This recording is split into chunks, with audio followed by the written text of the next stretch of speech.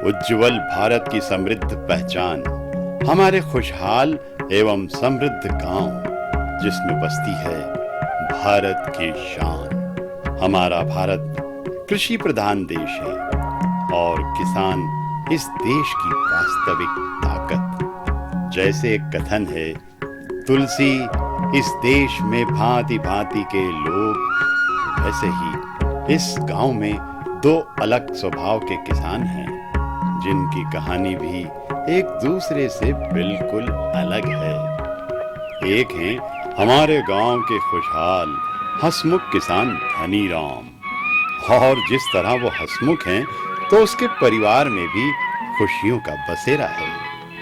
धनीराम अपने लहलहाते खेतों से बहुत खुश है। अब देखें इसी गांव का दूसरा पहलू, बेबस करमचंद और उसका परेशान परिवार। करमचंद अपना खून पसीना एक करके भी ना तो खेतों से अच्छी उपज ला पाता है, न ही अपनी बीवी के चेहरे पर खुशियों भरी मुस्कान।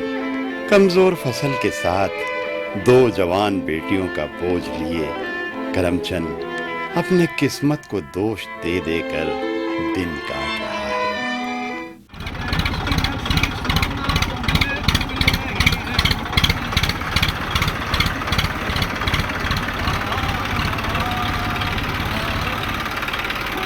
भैया करमचंद, सुनो भैया, आज मेरी बेटी का जन्मदिन है। तुम भाभी को और बच्चों को लेकर रात को खाना खाने मेरे घर ही आना। अच्छा, मैं चलता हूँ, पूरे गांव को न्योता देने जाना है। जय राम जी की।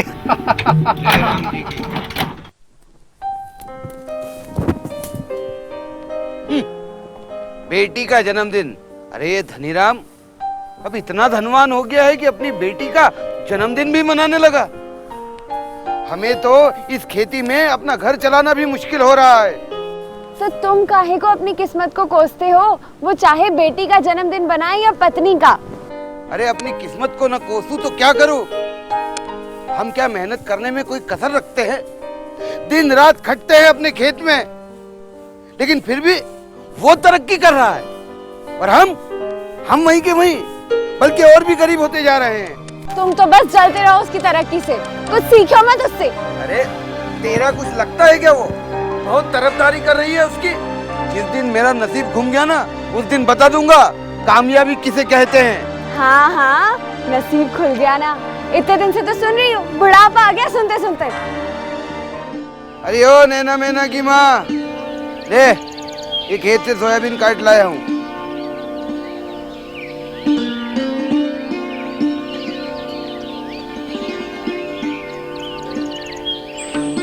हे भगवान, फिर से हो गया बेड़ा गर्क। सुन रहे हो मीना के बापू? अरे काहे चिल्ला रही है? चिल्लाओ नहीं तो क्या करूं? इस बार भी फसल में कीड़े और बीमारियां हैं। मुझे नहीं लगता कि 1-2 बोरी भी उत्पादन निकलेगा 1 एकड़ से। अरे इतनी मेहनत तो की थी मैंने, इस बार दवा भी डाली थी। मुझे समझ में नहीं आता, तुम इतने बीज भी डालते हो, ऊपर से मजदूर भी रखते हो चारा निकलवाने के लिए, इतना ज्यादा खाद डालते हो लाला से उधार ले लेकर, साल भर मेहनत भी करते हो, फिर भी उत्पादन इतना क्यों नहीं निकलता? अभी कुछ दिन पहले खेत गई थी तो वहाँ पर फसल से ज्यादा तो खरपतवार थे और ऊपर से सारी फसलों में कीड़े और बीमारियां भी। अरे तो अब मैं करूँ क्या? एक एक कीड़े को पकड़ पकड़ के मारूं और खराब फसल को ढूंढता बैठूं? बच्चों की तरह देखभाल करता हूँ मैं अपने फसल की। अरे दुनिया इतनी आगे निकल गई है और तुम वहीं के वहीं। जाओ जाके पूछो धनीराम से सोयाबीन की खेती की नई तकनीक।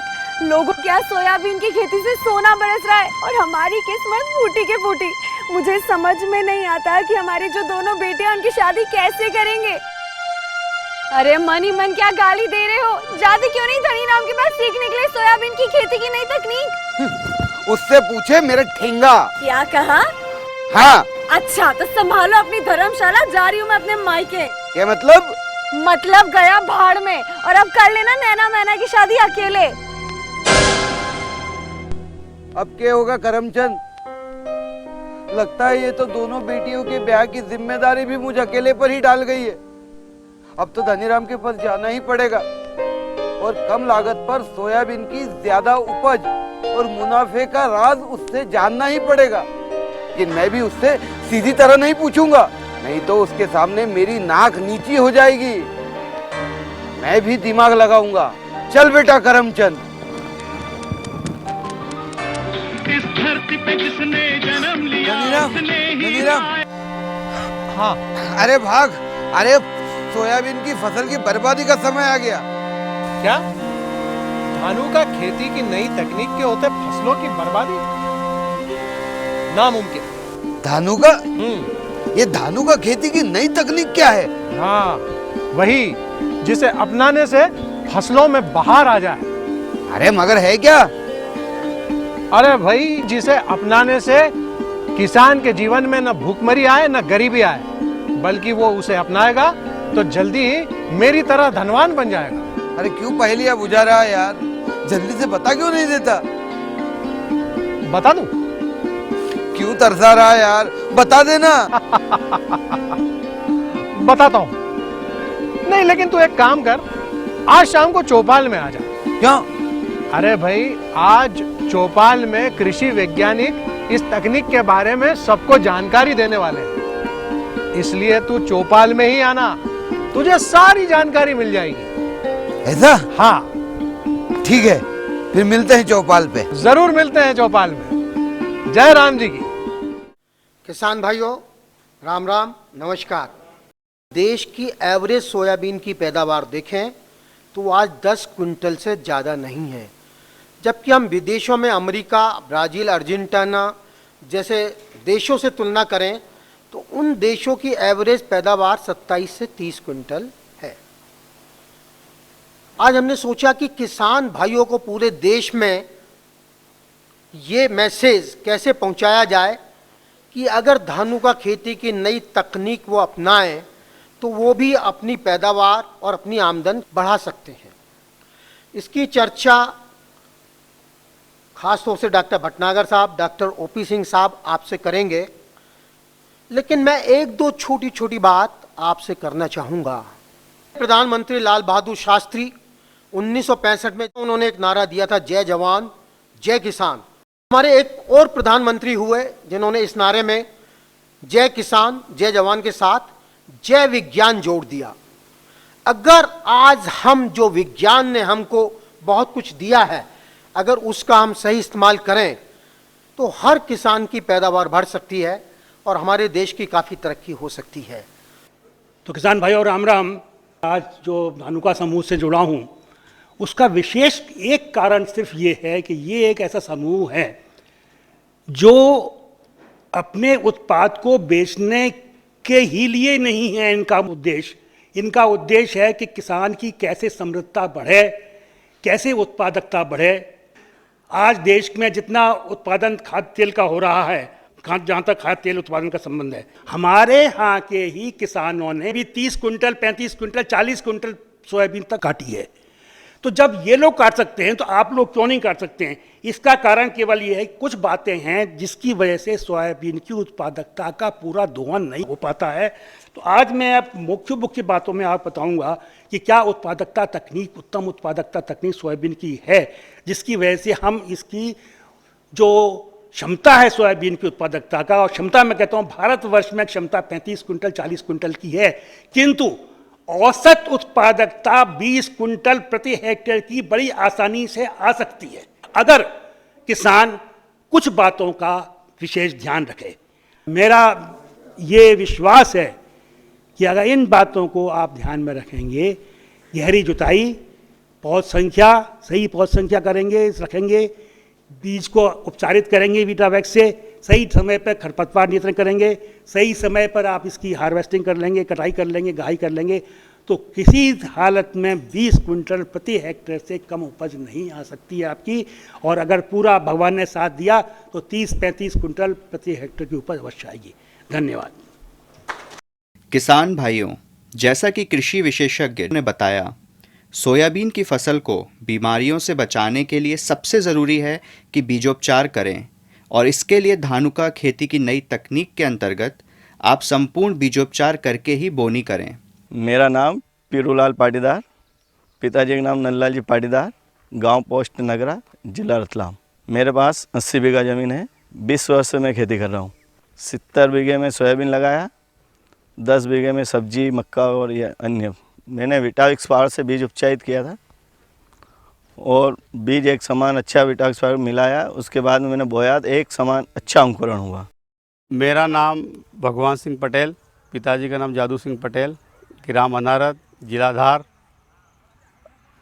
मैं 10 साल से सोयाबीन की खेती कर रहा हूँ। मेरे पास 70 बीघे ज़मीन है। मैं किसान भाइयों को एक सलाह देता हूँ कि बीज उपचार में विटाविक्स का प्रयोग करें और अच्छा फ़ायदा ले, और निंदाई में, खरपतवार में वो 2 कदम का प्रयोग करें, इससे अच्छी बढ़िया उपज का ले। उसके बाद में मैंने फिर धनजॉयम गोल्ड धानुका कंपनी का डाला। उससे मेरे खेत में ये 40 से 50 फली के लगभग अपने खेत में आई है। और मेरा एक सुझाव है कि किसान भाई से ये निवेदन करता हूँ कि मैंने डाला ये चीज़ आप भी डालें, आप भी पूरा इसका उपयोग ले और इसका मुनाफा ले। और ये मेरी आपसे किसान भाइयों से सलाह है। जय राम जी की। मेरा नाम बने सिंह चौहान है। मैं ग्राम लोहारी बुजुर्ग तहसील जिला धार मध्य प्रदेश का निवासी हूँ और मैंने BA LLB तक शिक्षा प्राप्त की है। सोयाबीन की खेती के लिए जो धानुका कंपनी ने जो खेती की नई तकनीक ईजाद की है, तो उसके तहत अपन अच्छे स्वस्थ अंकुरण के लिए और उसके जो उसके बाद में जो खरपतवार जो है उसका संपूर्ण नियंत्रण हम कर लेते हैं, और उसके बाद जो पोषक प्रबंधन जो सोयाबीन का है उसको अगर कर लेते हैं हम, तो 30 से 35 क्विंटल तक सोयाबीन आसानी से हम प्राप्त कर सकते हैं। और हम ये जो तकनीक अपना रहे हैं इससे हमको काफ़ी फ़ायदा हो रहा है और हम 30 से 35 क्विंटल पर हेक्टर सोयाबीन प्राप्त कर रहे हैं। भाई वाह, धानुका खेती की नई तकनीक तो है बड़ी दमदार। धनीराम, तुम्हारा बहुत बहुत धन्यवाद। अब मैं भी अपने खेतों में धानुका खेती की नई तकनीक को अपनाऊंगा और खुशहाल जीवन की ओर कदम बढ़ाऊंगा। मेरे खेत भी फिर से सोना उगलेंगे। धानुका खेती का मंत्र 1 2 3 दमदार सोयाबीन को मैं अपने खेतों में जरूर अपनाऊंगा। और हाँ, अपनी फसलों को कीटों और बीमारियों से बचाने के लिए भी धानुका की सभी दवाओं का उपयोग करूंगा। सही बात। इसी तरह से अपनी खेती को मैं उन्नत बनाऊंगा और मेरे खेत जब सोना उगलेंगे तब अपनी बीवी के लिए सोने का हार बनवाऊंगा। अरे बेटियों का ब्याह भी तो करना है। बिल्कुल सही बात। तो अब हमें पूरा विश्वास है धानुका खेती की नई तकनीक बदलेगी हर किसान की तकदीर।